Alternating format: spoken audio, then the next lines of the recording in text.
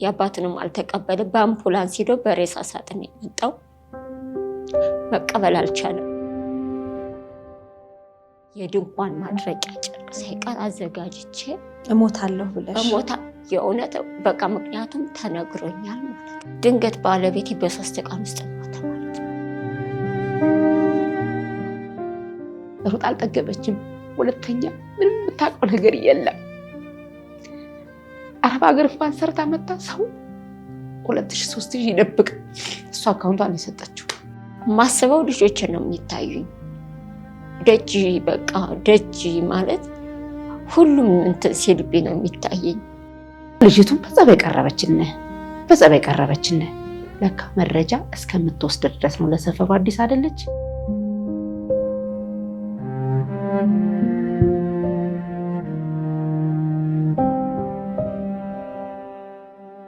አረብ ሀገር 3 ዓመት ሰርቼ ነው ቤቱን የሰራው። ሰው ስልኩ እንዴት ያስጠላዋል። እኔ ስልኬ ጥር ባለ ቁጥር አላነሳውም አላየውም እየፈራሁኝ። ከአሉት በታች ከሞቱት በላይ ነበር። ነፍስ ያልወጣም እንጂ በጣም ደክሜ እንደየው ስቃይን እያበዛው ነው። አብዝቶ ስቃይን ያብዘውና ማረኝ ነው የምለው። ፈጣሪዬን መማፀን ጧትም ማታም።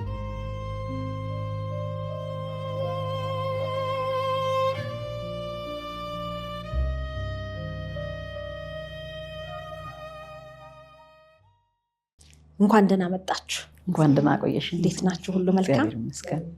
እስቲ ተዋወቁልኝ። እኔ የሻረግ ማረው እባላለሁ። እሺ፣ ብርቱካን ዋደልኝ እባላለሁ። የሻረግ ጎረቤትም ቤተሰብም ጓደኛም። መልካም። እኔ ትግዘው ማረው እባላለሁ። የሻረግ ታላቅ እህት ነኝ። የሻረግ ምን ገጥሟት ነው ከበብ አድርጋችኋት ወዲህ ጎረቤት፣ ጓደኛ፣ ዘመድ ወዲህ ደግሞ ታላቅ እህት ወደ ሸገር ኢንፎ ሚዲያ ዝግጅት ክፍል የመጣችሁት? የሻረግ ምን ነው ምን ገጠመሽ?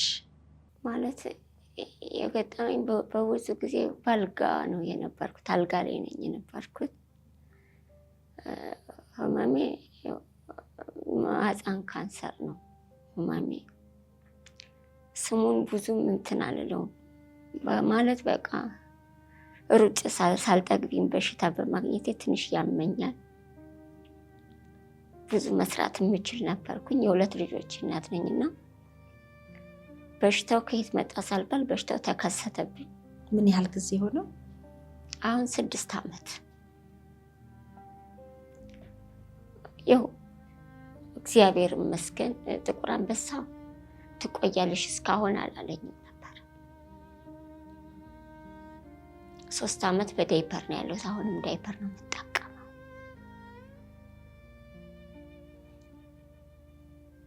ጥቁር አንበሳ የሽንቴን ትቦ ጨረር በምጠቀም ሰዓት ኬሞንም ሁሉም በምጠቀም ሰዓት የሽንቴ ትቦ የሚሰፋልኝ ነበር የመሰለኝ።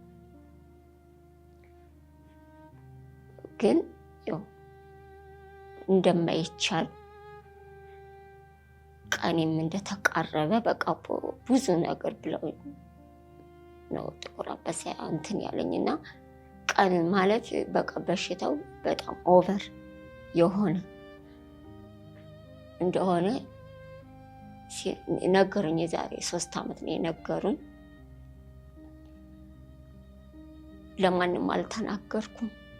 ብቻሽን ነበር ሄድሽው? ብቻዬን ነበር የሄድኩት። ባለቤቴ በወቅቱ ነበር በዚያን ሰዓት እና ልጆችን እንዲያሳድግልኝ ማለት ልጆቼ እንዲሰሙ አልፈለኩም። የስንት ዓመት ናቸው ልጆችሽ? ልጆቼ አሁን 18 ዓመት ሆኖልኛል። ትልቁ ትንሹ 7 ዓመቱ ነው እና ልጆችን እንዲያሳድግልኝ በቃ አልተናገርኩም። ቀጥታ ወደ ጸበል ሂጄ እግዚአብሔር መማፀን ያስኩት ለነፍሴ። ለባለቤትሽ ልጆቼን አደራልሽ? አዎ በቃ ቤት ጸበል ልጠመቅ ስወጣ አስተካክዬ ነው የምወጣው። ጨርቅ ማድረቂያ ሳይቀር ቢያንስ የቤት እንትን የድንኳን ማድረቂያ ጨርቅ ሳይቀር አዘጋጅቼ እሞታለሁ ብለሽ? እሞታ የእውነት በቃ ምክንያቱም ተነግሮኛል ማለት ነው። ያ ማለት ቤትሽ ውስጥ ለለቅሶ ብሞት ራሴን አዘጋጅቼ ነው የምወጣው። ከፍተኛ ደረጃ ነው። ተቆጣጥሮሻል። ተብዬ ነው የተነገረኝ እና ራሴን ዝግጁ አድርጌ ነው የምወጣው። ጨርቅ ማድረቂያ ጨርቅ ሳይቀር አዘጋጅቼ ነው የምወጣው እና ልጆቼን እንዲጠሉኝ ነው የማደርጋቸው። በተለይ ትንሹ እጅግ በጣም ነው የሚወደኝ። ማለት ትልቁም ሳይሆን ትልቁ ይረዳል። ትንሹ ግን ከጡቱም ብዙ የራቅ አልነበረም። አስትቼ ነው ያንን የማደርገው። ጸበል ውዬ ማታ አመጣላቸዋለሁ ማለት ነው። ከዛም በኋላ ድንገት ባለቤቴ በ3 ቀን ውስጥ ሞተ ማለት ነው። አንቺ ሞታለሁ ብለሽ? እኔ ሞታለሁ ብዬ ነው ራሴን አዘጋጅቼ ሞታው። ድንገት እሱ በ3 ቀን ውስጥ እሱ ቀደሜ ማለት ነው። ታሞ ነበር? አላመመው፣ ቁሞ ነው የሚሄደው። ጤነኛ ነው። ግን ስትሮክ ለካ አደረገ ማለት ደብቆ ኑሯል። ደም ግፊትና ስኳር ደብቆ ኑሯል። ምክንያቱም ቢነግረኝ ራሴን ነው እንጂ የማዳመጠው እሱን እንትን አላልኩትም። ማለት የራሴን ህመም ነው እኔ የራሴን ሞት ነው እንጂ ማስተካከል እሱ ይቀድመኛል ብዬ በታሪክ አላሰብኩትም ማለት ነው። በህመምሽ ላይ በጣም ትልቅ ሀዘን። በዛን ሰዓት በቃ በሽታው ጭንቀት አይወድም፣ ብስጭት አይወድም። ይህንን ያስረዳሉ። ጨረር ተጠቅሜያለሁ፣ ኬሞን አለ። መቋቋም አልቻልኩም እና ደም ነበር እጅግ የሚፈሰኝ ነበረው ማለት ነው። ራሴን ስቼ ጥቁር አንበሳ ገባሁ። ጥቁር አንበሳ በገባው ደም የለኝም፣ አልናገርም። የሰው ደም እየወሰድኩኝ ማስበው ልጆችን ነው የሚታዩኝ። ደጅ በቃ ደጅ ማለት ሁሉም እንትን ሲልብኝ ነው የሚታየኝ። አልጠበቅኩትማ። ቆሜ ባለቤቴን አፈር አለበስኩት ማለት ነው። ከዚያ በኋላ ራሴን እንትን አላልኩትም። ደሙን ከተቀበልኩኝ በኋላ ጥቁር አንበሳ ደም ወሰድኩ። ብዙ ደም ወሰድኩ። እየፈሰኝም ስለነበር እጅግ በጣም ተረጋግቼ ወደ ጥቁር አንበሳ ተመልሼ አልሄድኩ ማለት ነው። ቀጥታ እንድናንድ የድንግል ማርያም ልጅ ነው በቃ ሞጥኝ አልኩት። በቃ ቁርባኔን ቆረብኩኝና ጸበል ውስጥ በቃ ለዚህ ፍጡር በተለይ ትንሹ ትልቁስ ሂዱ ጣቢቱም በፊትም ቢነሱትም ይለያል። ትንሹ ግን በታሪክ አይለይም። የአባቱንም አልተቀበለም። በአምቡላንስ ሄዶ በሬሳ ሳጥን የመጣው መቀበል አልቻለም። አርባውን አወጣ። ከአርባው በኋላ ልጅ መጣች ማለት ነው። በፊትም አውቅ ነበር ልጅቱ ማለት የምን ልጅ? የእሱ ልጅ እንደነበረው ከኔ ውጭ እንደነበረችው ሊሞት አካባቢ ነው ማለት አመት በቃ ከተናገረ ማለት ነው። ልጅ አለችኝ ካለ ልጅ አለችኝ ያለ ማለት ነው። ልጅቱን አይደለም የጠላሁት፣ ትሰበስብልኛለች ልጅቱ ማለት እህት አገኙ ብዬ በቃ ራሴን አሳመንኩት። ለአርባው መጣች እሷ? አዎ ለአርባው መጣች። የሚደረገውን አደረገች። ለቅሶ ላይ አልነበረችም? ነበረች። አስታማዋለች። ከኔ የበለጠ እሷ ስለምትሻል አስታማዋለች። ግን ከዛም በኋላ በቃ ልጅትን ማረቅ አልፈለኩም፣ ማቅረብ ነው የፈለኩት። ለምን እኔ አልጋ ላይ ሆንኩ ማለት ነው። አልጋ ላይ ተኛው። እነሱ ናቸው የሚያነሱኝ፣ እነሱ ናቸው የሚጥሉኝ። አንደበቴ አይናገርም። ዳይፐር ቢቀይሩ እነሱ ናቸው። በቃ ሁሉን ነገር የሚያደርጉልኝ እነሱ ናቸው ማለት ነው። ያው ከጊዜ በኋላ ያው እያገገምኩኝ በመመጣ ሰዓት አሁንም አልከታተልም ሆስፒታልም ማለት ጥቁር አንበሳ። አንደኛ ወጪ ከባድ ነው።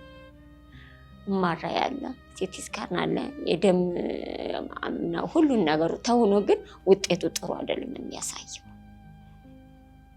ጸበል ግን በምጠመቅ ሰዓት በቃ ሞትኩም እንዳልኩም ጸበል ውስጥ ሆኜ ልጅቱ ሆስፒታል ካቴተር ሰውነቴ እንደገና ኮላሊት ያበጠ ማለት ነው።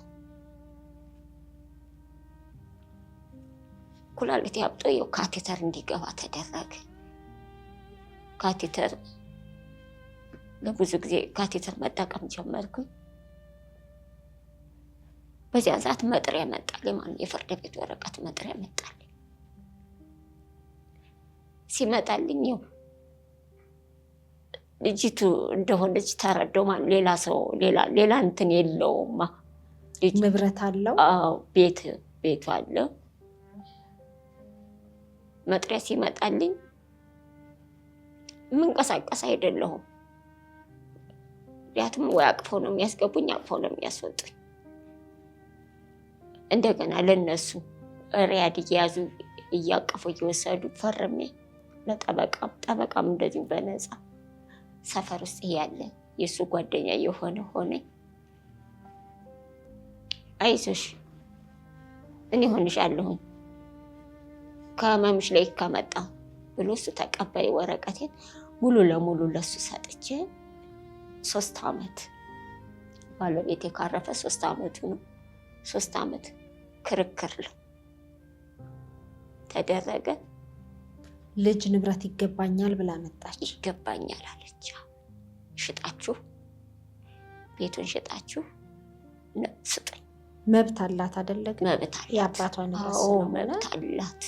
ግን ደግሞ 50% ወይንም ደግሞ ከአባቷ ድርሻ ላይ ልጆቻችሁን ጨምሮ ለ3 ነው የሚካፈሉት አይደል?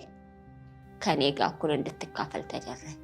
ለምን ማለት ቤቱ የእናቱ ነበረ።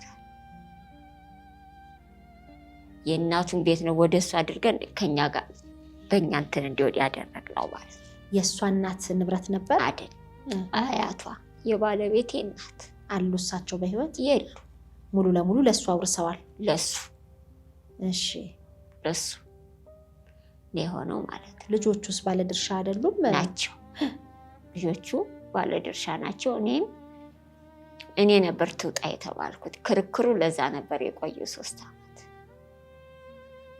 እሺ፣ ግን 23 ዓመት ነው በትዳር የኖር ነው። ይህን ሁሉ ዓመት ያፈራችዋለ አፍርሳ የሰራችዋለ በሚል ፍርድ ቤቱ አይቶ ከልጆቼ ጋራ እኩል እንድካፈል ተደረገ ማለት ነው። በዚህ ተስማማ። ለልጆቹ፣ ለሷ፣ ለኔ።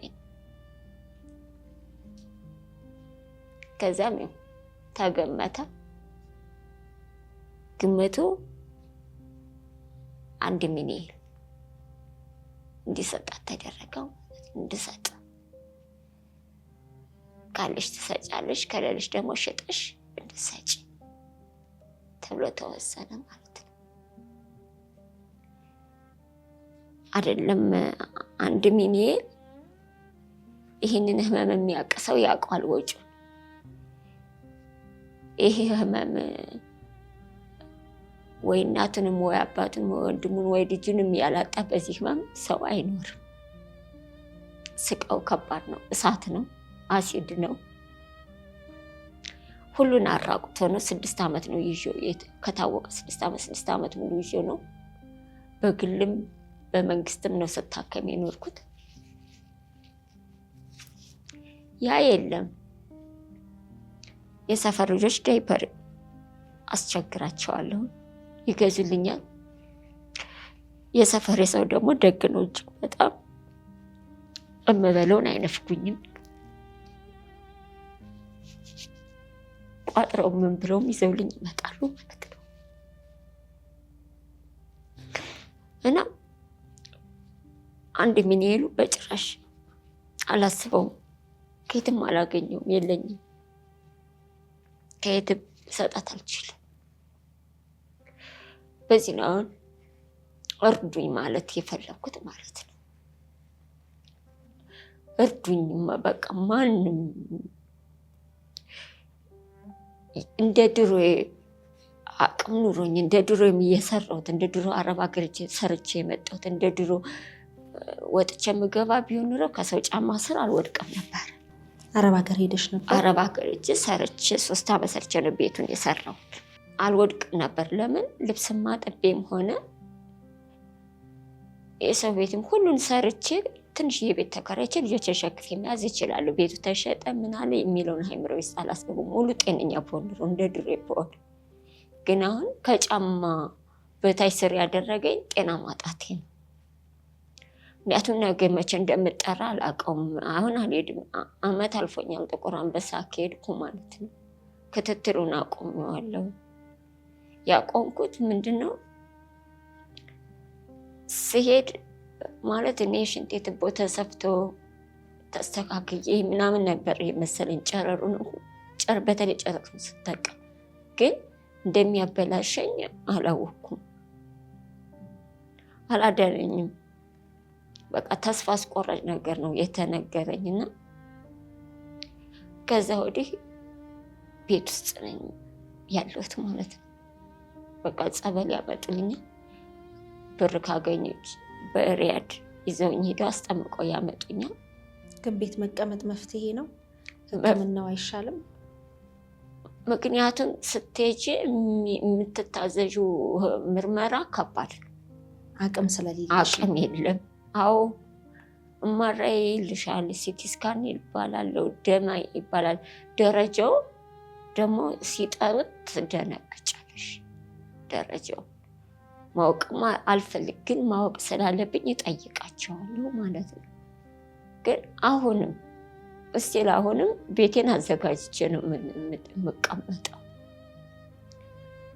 ምክንያቱም በጣም ያማል። ህመሙ አሲድ ነው። አሁን ጤነኛ ነኝ ብዬ በመንቀሳቀሳት አሁን እንደ እሳት ነው የምነደው።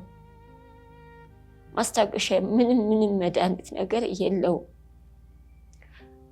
ጸበል ይዤ ነው የምንቀሳቀሰው። በቃ ጸበል ብቻ ነው የምጠመቀው። በእምነት በጥብጬ በጸበል ነው በቃ የምጠመቀውና ለልጆቼ በቃ ልጆቼን እንዲበተኑ አልፈልግም።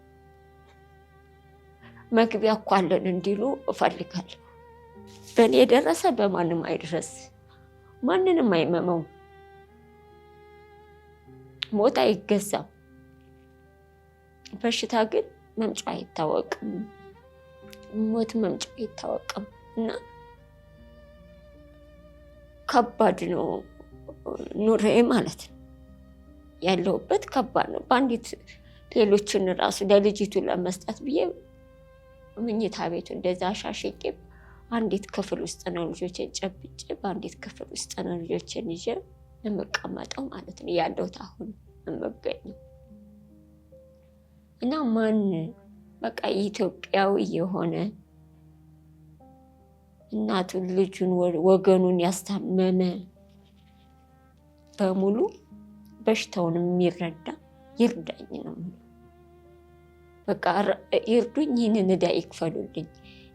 ለምበለው ለዳይፐሩ ለምኑ አልጨነቅም፣ አላስብም። ለምን ተጠራውም አልተጠራውም ብዬ አይደለም ጨነቅ። ቤቴ ነፃ ሆኖ ግን ልጆቼ ነፃ እንዲሆኑና ሃይምሮዬ ነፃ እንዲሆን በቃ የፈለኩት በቃ ልጆቼ ነፃ ወጥተን ነፃ እንድገባ ሳልሳቀቅ፣ በደወለሽ ቁጥር ሳልሳቀቅ እዴን ይክፈሉልኝ ነው። የኢትዮጵያን ሕዝብ በሙሉ የማስቸግረው አንቺንም በቃ እዴን እንዲከፍሉልኝ ነው። ህመሜን እችለዋለሁ እስከምጠራበት ጊዜ ድረስ ህመሜን እችለዋለሁ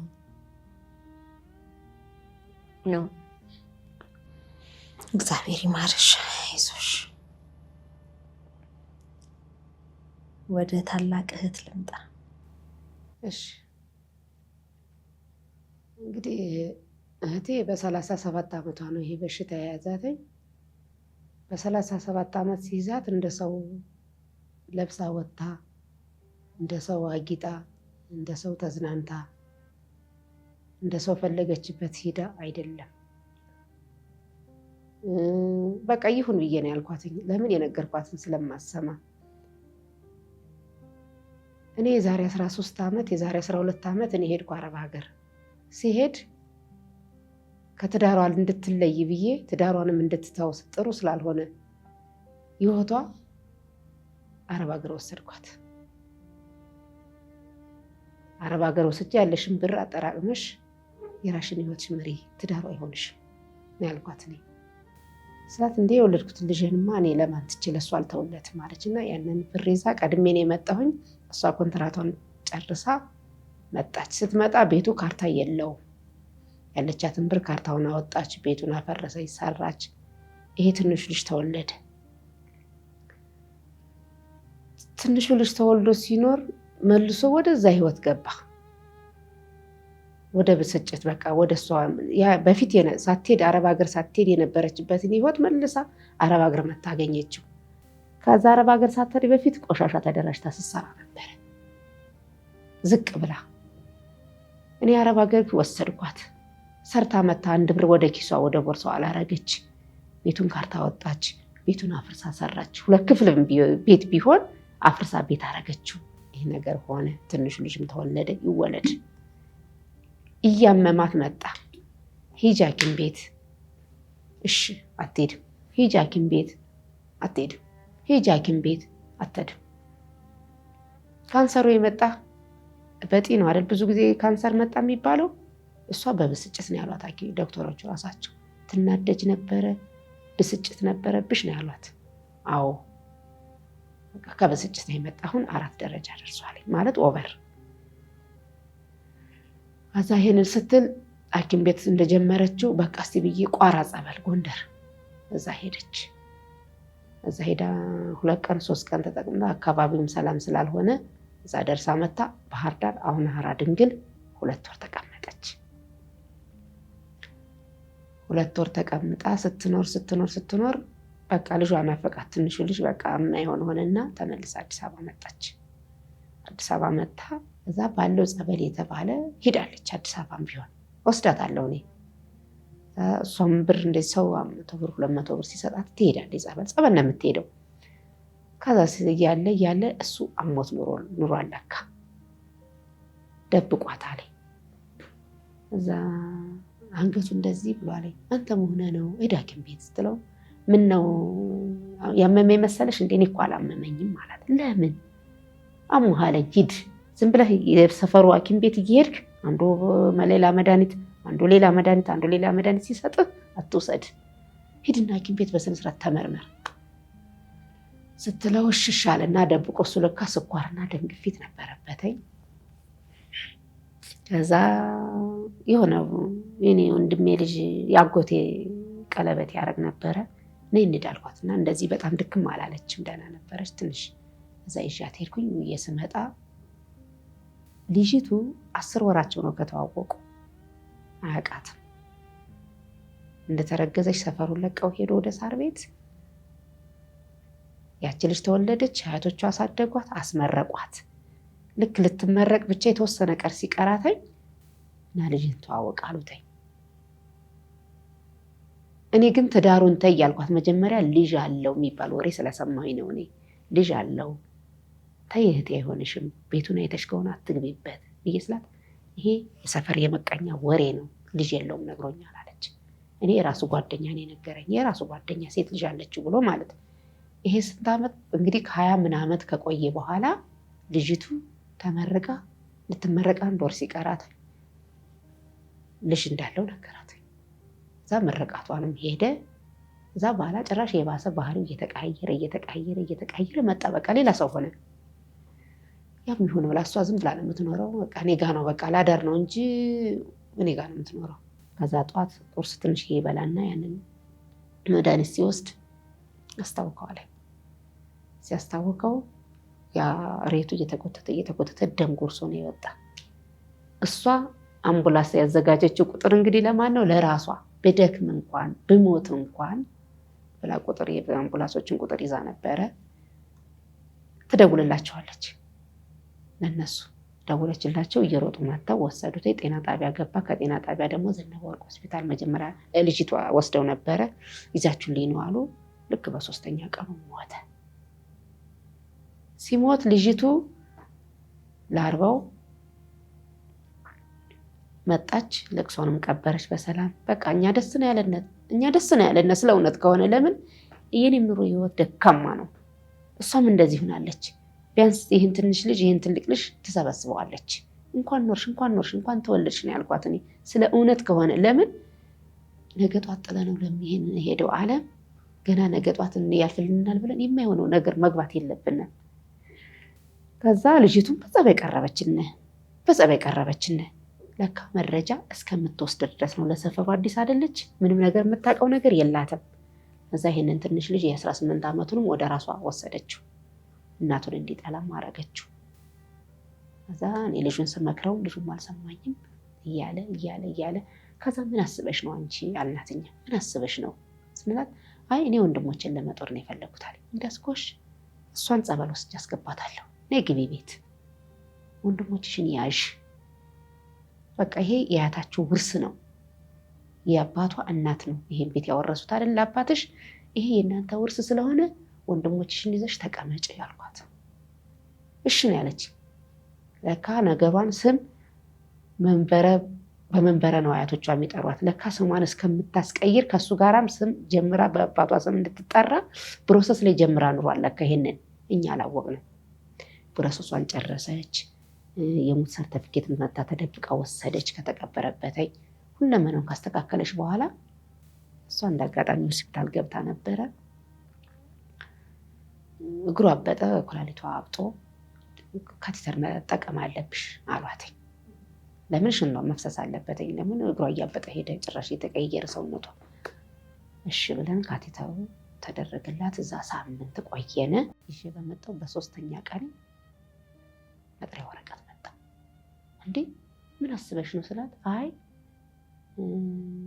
እሱ አይገባትም አለች።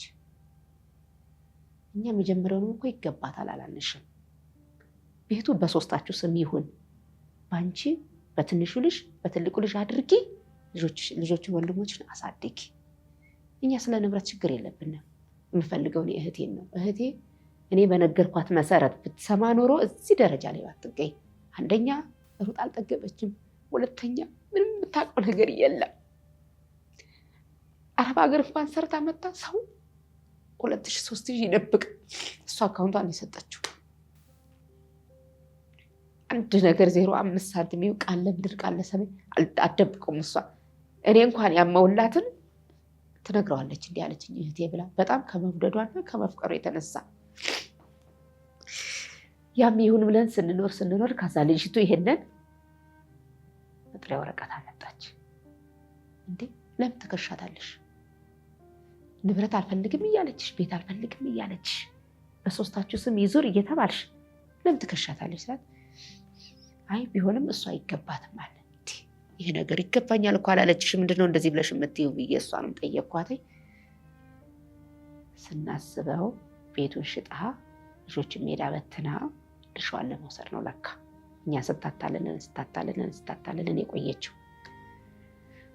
የሰፈሩ እግዚአብሔር ይመስገን ሰፈሩ ጥሩ ሰፈር ነው። የኛ ሰፈር በጣም ጥሩ። ለዚህ ለከበድ ያለ ነገር አቅም ያንሳል እንጂ ለዕለት ለችግርሽ ይተባበርሻል። ከዛ አንድ የሰፈር ልጅ አለ ወንደሰን የሚባል፣ ማሙሽ ነው የሚባልኝ የሰፈሩ ስም ግን ወንደሰን ነው። ኧረ ማሙሽዬ እንደዚህ አለችኝ እኮ ልጅቱ እንዴት ይሻለናል ስለው፣ እንዲህ ልብሽጣ ልትበትን ነው እንደ ልጆቹን እሷ አልጋ ላይ ተኝታ፣ እነዚህ ልጆች እህልና ምግብ በሚሉበት ሰዓት ይሄ ልጅ ትምህርቱን አልጨረሰ፣ አባቱ ሲሞት ገና 16 ዓመቱ ነው። ምን አስባ ነው ብለን ስንጠይቃትኝ፣ አይን የምፈልገው እኮ ድርሻዬን ነው ሽጠን ሶስታችን ነው የምንካፈለው አለችን። የሻ አይገባትም የውርስ ቤት ነው አለች። አረብ ሀገር ሄዳ ካርታ ያወጣችው የሽናት። ይሄ የሰፈሩ ሰው 10 ከ10 ያውቃል። ቤቱን አፍርሳ መስራቷ ይሄ የሰፈሩ ሰው ያውቃል። እንግዲህ አልኳት፣ እኛ በመልካም መንገድ መተንልሽ አለኝ፣ አንቺ በክፉ መንገድ መተሻለኝ። እሱን የሚያውቀው እንግዲህ መድኃኔዓለም ነው ይለይልናል። አንና ለዚህ ለማሙሽ ነገርኩት። ማሙሽ እንደዚህ ያደረገችን አልኩት። ወይ ምን ችግር አለ? የሰፈራችን የተከበረ ለነፍሱ ያለ ጎበዝ ጀግና አለ አልና እዛው ቁሜጣ ገቤ ነው ደወለለተኝ። በጋሻው አቤት፣ ሬ ብዙአየሁ ሚስት እኮ እንደዚህ ያደረገቻት ልጅቱ። እንዲህ ለምን አለ። በቃ ልጅቱ መጀመሪያ መጣጧ እኔ ወንድሞቼን ይዛለሁ ብላ ነበረ። አሁን ምን እንዳገኘችን እንጃ፣ ማን እንደመከራት እኔ እንጃ፣ ድርሼን ነው የምፈልግ አለች። ምንም ችግር የለም እኔ በነፃ ሆናታለሁ፣ አሁን ውክልና ትስጠኛል። እንደገና እሷን በሬድ እየሄድኩኝ ሰፈርም እየለመንኩኝ የሙት ሰርተፊኬት እንደገና ደግሞ ሞግዚትነት መሆኗ ማሳወጅ አለባት። እሱንም እንደገና አሳወጀች። ብዙ ቦታ ሄደች፣ እሱን አስተካከለች። ውክልና ሰጠን ለሱ ሰውዬ በነፃ ካቴተሯን እንደዚህ ያደረገች እያንጠለጠለች ፍርድ ቤትን በተጠራበት ሰዓት ትሄዳለች። ይሄ በጋሻው የሚባል ጠበቃው በመኪናው እየወሰደ ካቴተሩ ደግሞ በየ3 ወሩ መቀየር አለበት። ከቆየ ይለበልባል፣ ያቃጥላል። ያን እንደዛ እያደረገ የካቴተር መግዣ እየሰጠ ይሄ ጠበቃው 3 ዓመት ከምናምን ተከራከረልን። የተከራከረልን ምንድን ነው? አንደኛ ካርታ ያወጣችው እሷ ናት። ሁለተኛ ነገር ደግሞ አፍርሳ የሰራችው እሷ ናት። ለሰፈሩ ሰው ያረገችው አባወራ ያረገችው ስሙ እንዲጠራ ያረገችው እሷ ናት እንጂ ዱርዬ ነው፣ ምንም ለራሱ የጣለ ነው። ግን እሷ ቤተክርስቲያን ወስዳ ትምህርት አስተምራ በቃ ህይወቱን እንደ አዲስ የሰራችለት እሷ ናት። ይሄ የሰፈሩ ሰው ያምናል። ስሙ የተጠራውን በእሷ ነው፣ እሷን ካገባ በኋላ ነው። ይህን እንደዛ አረገ። 3 ዓመት ከምናምን ተከራከረልን እኩል እንዲካፈሉ። እሷም 25%፣ ትንሹ ልጅም 25%፣ ትልቁ ልጅም 25%፣ ትልቂቱም 25% እንዲካፈሉ እኩል። አጣሪ ውልና እንትን አጣሪዎች አሉ አይደለ? እነሱ አስማሙን፣ አስታረቁን፣ ጨረስን። የቤት ከዛ እስከዛሬ እሱ እንትን ብሎ 12 ነው 11 ሺህ ብር እንድትከፍል ተደረገ። ለምን? የቤት ኪራይ ወስደሻል ተብላ። የቤት ኪራይ ምንድን ነው? ይሄ ሳሎኑ ነው፣ ይሄ አንድ መኝታ ቤቱ ነው። መኝታ ቤቷን እንዲኮርስቷል በኮምፐርሳት ደፍና ያከራየቻትን 12 ሺህ ብር እንድትከፍል ተደረገ። አንዲት ክፍል ደግሞ በጓሮ አለች። እሱን የሰፈር ሰው ሰብስቦ ሰጣተኝ። የቤት ኪራይ በየወሩ 1 ሺህ ምናምን እናስገባለት ነበረ። እሺ አሁን ምን አሰብሽ ስንላት፣ አይ በቃ ወንድሞቼ ይደጉ አለች። እሺ የቤት ኪራዩን በየወሩ ላኩልኝ፣ ወንድሞቼ ይኖሩ። አሁን መልሳ ደግሞ እንደ አዲስ ድርሻ ይሰጡኝ አለች። ድርሻ የት እኛ እናገኛለን ስላት፣ በቃ በጨረታ እሸጣለሁ አለች። በጨረታ አለች። ሽማግሌ ስንትን አላት፣ አስለመናት። በስንት መከራ ተለመነች። 1 ሚሊዮን ክፈሉኝ አለች። አልዛ ጨረታ አውጣለሁ ብላ አፈጻጸም ጨረሰች። በሽማግሌኛ እያስናት አሁን 1 ሚሊዮን ብር እንድንከፈል። አሁን 1 ሚሊዮን ብር እሷ አይደለም ኑሯተኝ። እኔ ምን ብዬ ልንገርሽ እናቴ ልጅ፣ ምን ብዬ ልንገርሽ? ዳይፐር መግዣ እያጣች በየሱቁ እየሄድኩ ዱቤ ካለኝ እኔ የሰው ፊት አለመጠየቅ ብዬ ማለት ሱቅ ሄደሽ ዱቤ ስትይው ማን ይወዳል? እኔ ራሴ ሄጄ ሰውም ሲሰጣተኝ ምን ሲላት ያንን እንድከፍል ከሌለችም እኔ ራሴ ነኝ የምከፍለው። እኔም ጉሊት ቸርችሬ ሰው ቤት ተመላላሽ ሰርቼ ሰው ቤት ልብስ አጥቤ ነው የምኖረው። የለኝም፣ አቅም የለኝም። 2 ቀን ቤተክርስቲያን ይዣት ቁጭ አልኩኝ። የዮሴፍ የመድኃኔዓለም ዕለት በ26 የዮሴፍ ዕለትና በ27 የመድኃኔዓለም ዕለት። አንደኛው እዚህ ደጅ እንትን ያለችው ናት፣ ሌሎቹ ጎረቤቶች ናቸው። እስቲ ያልኩኝና የዮሴፍ በር ላይ ይዣት ተቀመጥኩኝ። እንደዚህ ወረቀት እንደዚህ ባነር ነገር ትንሽ እያሰረች የሰፈሩ ልጆች አሰርተውልኝ በ26 4,000 ምናምን ብር አገኘ። በ27 ደግሞ አንዳችን በሩ ጋር ሆነን አንዳችን በታች 2 ቦታ ተከፋፍለን 7,000 ብር አገኘን። ዮሴፍም ይዣት ቁጭ አልኩኝ። ቤተክርስቲያንም ይዣት ለመንኩ። ጠብልልኝ አልቻለም። እሷ ደውላ ትጨቀጭቀኛለች። ሰው ስልኩ እንዴት ያስጠላዋል። እኔ ስልኬ ጥር ባለ ቁጥር አላነሳውም፣ አላየውም እየፈራሁኝ፣ እሷ ደውላ ስለምታጨናንቀኝ። ሰው ሁሉ ምንድነው ስልክሽን ማታነሽ ይለኛል። የሌላ ሰው ስልክ ነው ለካ። እኔ ግን በቃ እሷ ናት እያልኩኝ ማለት በሰቀቀን እየሳቀኩ ማለት። እኔ የምለምነው ምንድነው የኢትዮጵያን ሕዝብ ደግ ነው፣ ቸር ነው፣ የውሃ ነው፣ ካለቀሰው ጋር አልቅሶ ነው፣ ከተራበው ጋር ተርቦ ነው። እውነቴን ነው። ደግ ሕዝብ ነው ያለን፣ የሚያውቋትም የማያውቋትም።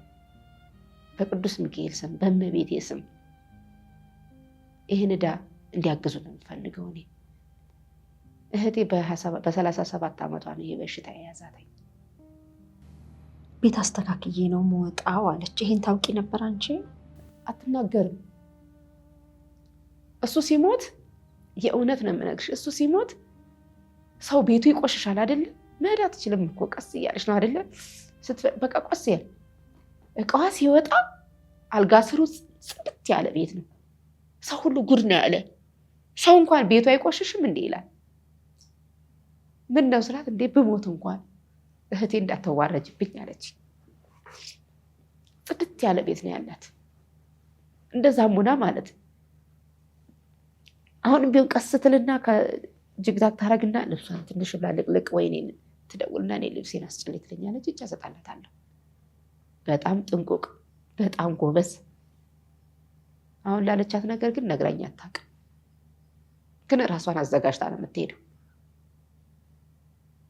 እሱ ሲሞት ለእሱ ነው ጨርቁን ያወጣችለት። ይሄ እንደዚህ ቦታ አለ እንደዚህ አድርጎ ብላ ማለት ይህንን አላውቅም። የሻረግን ማቃት ብዙአየሁ ይርጋን ካገባችው በኋላ ነው። ያው ረጅም ጊዜ ነው እንደተባለውም አረብ ሀገር ሄዳ ሰርታ ስትመጣ አውቃለሁ። እህትየውም አረብ ሀገር ስትሄድ አውቃለሁ።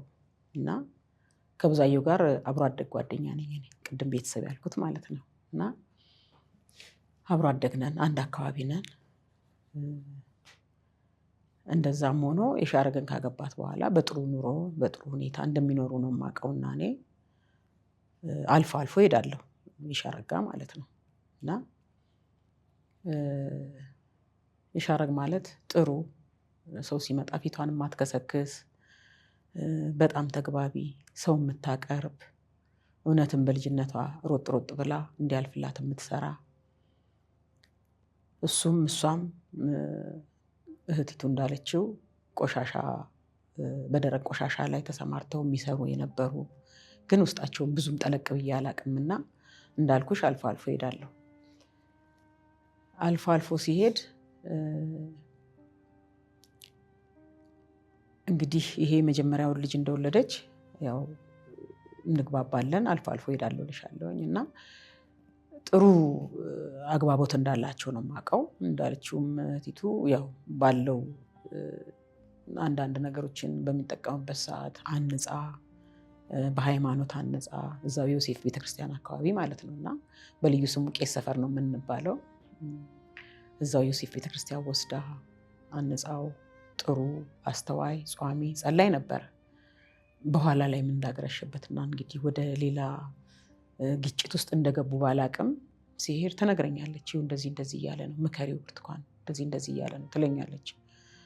እንግዲህ ከብዙአየሁ አሁን ከወለዳት ከሚባለው ከእሱ እንጀራ ልጅ ጋር ብዙም ትውውቅ የለንም። እኔ ያው የሆነ ሆኖ እንዲሁ እንደ ቤተሰብ ስንግባባ ስንቀራረብ በመሀል ተነስታ እሷ አረብ ሀገር ትሄዳለች። ትልቁ ልጅ እንደወለደች ማለት ነው። ያው ግጭትም ሲኖር እሱንም እየተቆጣሁት ተነስታ አረብ ሀገር ትሄዳለች። አረብ ሀገር ሰርታ ቆንጆ ተለውጣ ቆንጆ ሆና መጣች። እንዳለችውም አብረው መኖር ጀመሩ። ሁለተኛውም ልጅ ተወለደ። ከዛ በኋላ ጥሩ ሰላም እንዳላቸው እና አብረው እንደሚኖሩ ነው የምናውቀው፣ አካባቢውም የሚያውቀው። ከዛ እየኖሩ እያለ ታመመች። እሷ ስትታመም ያው ህመም እንዲሁ ጊዜያዊ ህመም እንደዚሁ የምትድንበት እንጂ እንደዚህ ካንሰር ነው የሚል ግምት የለንም። ያው ቅርብ ያለን ሰዎች አካባቢ ያለን ሰዎች እንጠይቃታለን፣ እንቀርባታለን፣ እግዚአብሔር ይማረሽ እንላታለን ባለን አቅማችን ማለት ነው። እና እንዲህ የከፋ ነገር የመጣ አልመሰለኝም። እኔ ማለት ያው ጠይቃታለሁ፣ ግን ለካ በሽታው ስር ሰዶ ያው የካንሰር ታማሚ እንደሆነች እና ኬሞ እንደምትወስድ ጨረሩንም እንትን እንደምትል ያው ሰማን። ያም ሆኖ በጣም ሰፖርት የምታደርጋት ጎረቤቷ ቹቹ የምትባላለች አሁን አብራም መታለች። ያው ከኛ ጋር ወደዚህ ያልገባችም እንጂ እና በጣም በየጸበሉም በየቦታውም አንዳንድ ነገር ሰፖርት የምታደርጋት ቹቹ እንደ እህቷ ማለት ነው። ሁለተኛ እህቷ በያት ነይ ቹቹ እንዲያርግልኝ ስትላት ሮጣ መታ እኛ እንኳን በማንደርስበት ሰዓት ያው እኔ አሁን ነው ስራ ትንሽ የፈታሁት እንጂ ጠዋቱ ትቼ ማታ ነው የምገባው። በተገኘችው ሰዓት እንዴት ነሽ የሽዬ እንዴት ነሽ፣ እሷን ካላገኘው ደግሞ ትግዛው የሽዬ እንዴት ነች ብዬ ጠይቄ ነው የማልፈው። እና ያ ሁሉ ሳይከብድ ህመሟን ህመሟ አድርጋ አሁን እንደተናገረችው ችግሯን ችግሯ አድርጋ የአካባቢው ሰው ፋይናንሻሊ ያው ዳይፐሩንም ምግቡንም አሁን እህቲቱ እንዳለችው እየረዳት እና በዚህ አጋጣሚ በጣም በጣም ላመሰግናቸው የምፈልግ የኛ አብሮ አደግ ማህበር ግሩፖች እና ካሊሉል ሰገድ የልጅ አዋቂ በቁም እንደጋገፍ የሚል የቴሌግራም ቻናል አለው እና በዛ አቅሙ የፈቀደውን ያህል እንዲረዷት እያደረገ ብዙ ተጉዟል እና ያ ነገሮችን እርዳታ ያንን ምግቡንም የዳይፐሩንም ያው ቤት ኪራይ ባይኖራትም የዳይፐሩንም የምግቡንም እየተቋቋመች የአቅሙን ያህል አካባቢ እየሰጠ ነገር ግን አሁን የሚባለው የቤቱ ሽያጭ ሲመጣ በጣም ጫና ከበደ። በየቤተ ክርስቲያኑም ዞረሽ እንዳትለምኝ ሰው ዛሬ ኑሮ ስለከበደ በጣም እንዲህ ገፋ አድርጎ የሚሰጥ አይደለም። ሁለተኛ ነገር 1 ሚሊዮን ሲባል እኔ ራሴ በጣም ደነገጥኩኝ እና የሽዬ እንዴት ናት ብዬ አለፍ እያልኩኝ ስጠይቃት ምን ስል አይ እባክሽን አለችኝ። እሷ ማለት ነው የዛሬ 2 ወር አካባቢ ነው እንደዚህ የሽዬማ ሜዳ ልትወድቅ ነው። ምን ነው በምን የተነሳ እንዳልኩሽ የባልትና ትንሽ ሱቅ አለቻት እዛ ነው ሳልፍ ሳገድም ነው የማገኛት እና እንደዚህ ተባለች እኮ እና ታዲያ ምን ተባለ? ሰው የለን እኔው ነኝ ያለሁት ያቺ ቹቹ ነች ያለችው ማሙሼን በራሱ እየተሯሯጠልን ነው ግን ምንም ጠብ አልላለች። ታዲያ እንዴት ይሻላል? እኔ አላቅም ብላ እንባዋን ዱብ አረገች። እስቲ እንግዲህ እግዚአብሔር ያውቃል። እግዚአብሔር የሚሰጠንን አናቅም። እንግዲህ ቤተክርስቲያን አብሬሽ ቁጭ ልበል እንዳለል ያው ክላስ አለኝ ወይ ክላስ ልጠራ እችላለሁ ወይ ደግሞ የሆነ የራሴ ጉዳይ ይኖረኛል እሯሯጣለሁ እና እንዴት እናድርግ አልኳት። አብሬሽን ብትቆሚ ቤተክርስቲያን ስትለኝ አጋጣሚ ሌላ ጉዳይ ቅዳሜና እሑድ ሌላ ጉዳይ ነበረኝና ያቺን ቀን ብቻ እንትን አትበይ እንጂ ሌላውን ቅዳሜና እሑድ እሄዳለሁ አብሬሽ፣ ግን እንደው ጠብ ይላል ብለሽ ነው ትግዛው እያልኳት እንግዲህ እግዚአብሔር ያውቃል እስቲ መብራን ታውቃለች አለች እና በቃ ይሄ ነገር እለት በእለት እየደወለች እሷንም ስታጨናንቃት እኔ አያለሁ እየደወለች ማለት ነው ትግዛው ስልክሽ ጮይ ስላት ልጅቷ ናት ምን ልበል ትላለች እና በቃ በጣም አስደንጋጭ ዛሬ ሜዳ ላይ የምትወድቅበት ሽጣ እንኳን ስቱዲዮ ለመግዛት ማትበቃ ብር ናት እና ግራ ግብት ስላለን ወደ አንቺ ጮህን። አንቺም እግዚአብሔር ይስጥሽ እድሜ ከጤና ጋር ይስጥሽ። ለዛሬው ቀን በቃንና የኢትዮጵያ ሕዝብ እጁ ሰፊ ነው ያለውን ወደኋላ አይልም እና እንደው እንዲረዷት የምትበላው የምትጠጣው የዳይፐሩ እንዳለው ያው ከየአቅጣጫው እንለማምናለን። ግን ይሄ ደግሞ በጣም ከባድና ዛሬ በዳይፐር ወይም ደግሞ ኪሞ ተጠቃሚ ሆና ኪራይ እንኳን አንድ ክፍል ቤት እንኳን የአካባቢ ሰው እንከራይልሽ ቢላት እንኳን ዛሬ ሰው ዳይፐር ተጠቃሚ ሲባል ሊከፋው ይችላል። አከራይም ላይኖር ይችላል። ልጆቿን ይዛ ኪራይም ላይኖር ይችላል እና ኢትዮጵያ ሕዝብ ደግ ነው። ለዛ ነው እንግዲህ እንግዲህ እግዚአብሔር ይርዳን። ተመልካቾች ናቸው እኛ ድልድይ ነው ምን ሆነው የእናንተን ታሪክ ምን ገጠማችሁ ምን ሆናችሁ የሚለውን ነገር ልክ እንዲህ ብለን አድምጠን ለተመልካቾች ነው የምናደርሰው።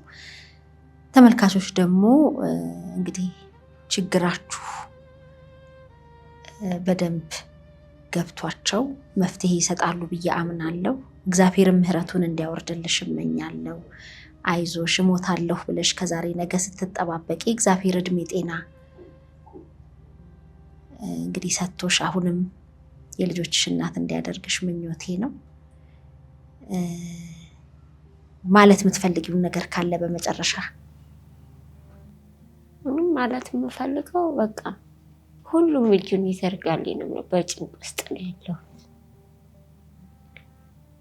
ማለት ጭንቀት አይወድም። የባሰ ይሄ ይሸጥ ከተባለ ወዲህ ራሱ የሚያመኝን ምን እንደሆንኩ እኔ ራሴ አውቀዋለሁና ክብደት መቀነሱን ከህመሙ ጋር ነው አይደል? ህመሙ ጋር። ስንት ኪሎ ነበርሽ በፊት? አሁን እንደውም ደህና ሆኛለሁ። አሁን መናገር ችያለሁ። በፊት አልችልም። እጅግ በጣም ማለት በቃ ይኸው ከአሉት በታች ከሞቱት በላይ ነበር። ነፍስ ያልወጣም እንጂ በጣም ደክሜ ነበር። ግን በእመቤቴ በቅድስት ድንግል ማርያም ተስፋ አልቆርጥም። በቃ እንደ ኢዮብ ስቃይን እያበዛው ነው። አብዝቶ ስቃይን ያብዘውና ማሬ ነው የምለው። ፈጣሪዬን መማፀን ጠዋትም ማታም ሌሊትም አልተኛም። ተንበርክኬ እመቤቴን ስማፀን ማድረው ፈተኔ ይብዛ ግን ማሬ ለልጆቼ ነው የምለው። ልጆቼ ከትምህርት ቤት ሲመጣ እንዲያጠኛ አይፈልግም ትንሹ። በቃ ልጆቹ እንዲያጡኝ አይፈልጉም። ምኝቴን ነው የሚያዩት። የምተኛበት ሶፋው ላይ እዛ ጋ ነው የሚያዩት። ስንቀሳቀስ ምን ስል እንኳን በጣም ነው የሚሳቀቁት። እና ልጄ ራሱ አሁን ትልቁ የቀን ስራ ነው የሚሰራው። ትምህርቱን ብሎ 12 ጨርሶልኛል፣ ግን አድማስ መማር አልፈለገም። ካለው ችግር አንጻር ካለው የኔን እንትን ስለሚያይ የቀን ስራ ነው እየሰራ ያለው። እንግዲህ 18 ነው ገና ይዞ ያለው ማለት ነው። ግን የቀን ስራ ነው የሚሰራው። ግን ያም ተመስገን በቃ እስካለሁኝ ትንፋሽ እስካለ እነሱን ማየት ነው የምፈልገው። ሰው አይደለም የንስሐ ጊዜ ተሰጥቶኝ ይቅርና ሰው በመኪና አደጋ ድንገት እንትን ሊል ይችላል እና አምናለሁ። ግን በቃ ቤቱ አሁን በጣም በቃ ምኝታ አጣሁት። ሲሄድ መንገድ ላይ በቃ ብቻዬን እንደ ጅል እያወራሁ ያለሁበት ብሩ ሰምቼውም አላውቅም አይቼውም አላውቅም። በቃ ይህንን ያክል ክፈይ ስባል በቃ ይሸጥ እንዳልል የሚደርስ አይደርሻ ምንም አይገዛላቸውም ለልጆች። እኔ ከአንድ ገዳም ቁጭ ማለት እችላለሁ፣ ሞቴን መጠባበቅ እችላለሁ፣ ወይ ድነቴ ወይ ሞቴን መጠባበቅ እችላለሁ። እኔ ግን ልጆቼ የሰው ፊት እንዲያዩብኝ፣ መግቢያ እንዲያጡብኝ፣ ነፍሴም የምታርፍ አይመስለኝም። ነፍሴም እረፍት የሚኖራት አይመስለኝም ሳያቸው ማለት ነው። እና ይህንን ቢከፍሉልኝ በቃ የኢትዮጵያ ሕዝብ ይህንን ብቻ ይክፈልልኝ እንጂ ዳይፐር የምበለው ማንም አይነግረኝም። ጎረቤቶችን አንጡ ልል እችላለሁ፣ አንጡ ልልም እችላለሁ፣ አብሉኝም እላለሁ። ሂጄ ጎረቤቶች የደጋግ ጎረቤቶች አሉ። አብሉኝ ራቤ ካልኩ ያበሉኛል። የሰፈር ወጣቶችን ደግሞ እነ ካሌብ አሉ፣ መልካም ልጆች አሉ። ዛሬም ዳይፐር ጨርሻለሁ ግዙልኝ። ጸበል ነው በጣም የምጠቀመው። ውሃ ለኩላሊቴ በጣም መጠጣት አለብኝ። በዛን ሰዓት ነው ሽንቴን መያዝ አልችልም። እሱ ነው የምጠቀመው። ዳይፐሩ 24 ሰዓት እሱ ነው የምጠቀመው።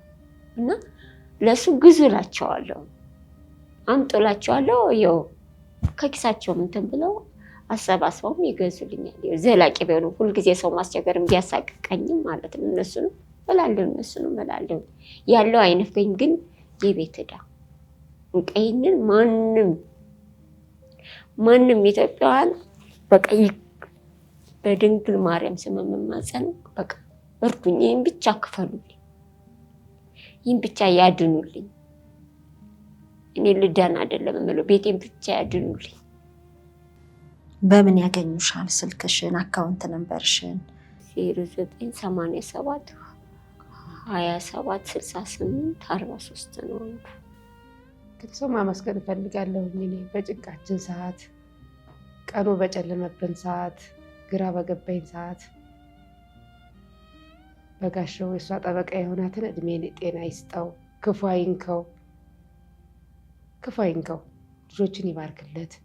ያገናኘኝም ማሙሼ እድሜ ጤና ይስጠው። እናቱ ታማለች፣ እግዚአብሔር ይማርለት፣ እድሜ ይስጣቸው። እንግዲህ ውለታውን እናንተን እግዚአብሔር እሱ ይክፈልላቸው። በቸገረን ሰዓት፣ በጨነቀን ሰዓት እኔ ሆናታለሁ የሚል ሰው ማንም በአሁን ሰዓት በመኪናው እየወሰደ እያመጣ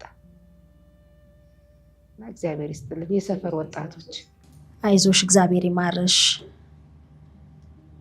እዳውም ተከፍሎ ለመደሰት ያብቃሽ። የሸገር ኢንፎ ሚዲያ ተከታታዮች እንግዲህ ይህንን አይተው በሚችሉት ያግዙሻል ብዬ አምናለሁኝ። እግዚአብሔር ይጨመርበት። አሜን። እኛም ደግሞ ምስጋናችንን ተመልሰን መተን ምስጋና ቃል ለመስጠት ያብቃል። በሸገር ኢንፎ ሚዲያ የምንለቃቸውን ቪዲዮዎች የሚመለከቱ 60% የሚደርሱ ቤተሰቦቻችን ሰብስክራይብ ያላደረጉ ናቸው። እናንተ ሰብስክራይብ ያላደረጋችሁ ውድ ቤተሰቦቻችን ሰብስክራይብ እንድታደርጉ በአክብሮት ነው የምንጠይቀው። ሸገር ኢንፎ ሚዲያ ትክክለኛና ተአማኒ የሆኑ መረጃዎችን የምታገኙበት ነው። እናመሰግናለን።